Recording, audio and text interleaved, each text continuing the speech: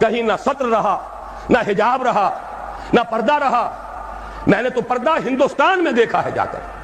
برقعے وہاں دیکھے ہیں، پاکستان میں تو اب برقع دیکھنے میں کہیں نظر نہیں آتا۔ میں نے حیدرآباد دکن میں دیکھا ہے،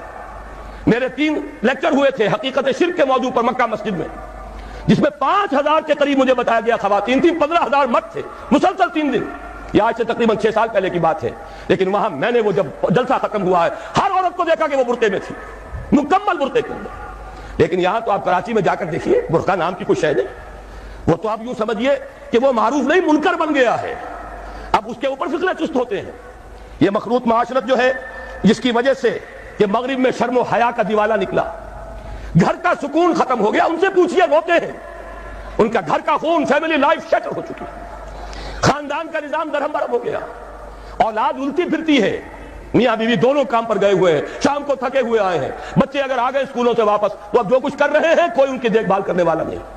جو کچھ کریں گے بچے، وہ ٹین ایجرز ہوں یا ان سے بھی چھوٹے ہوں،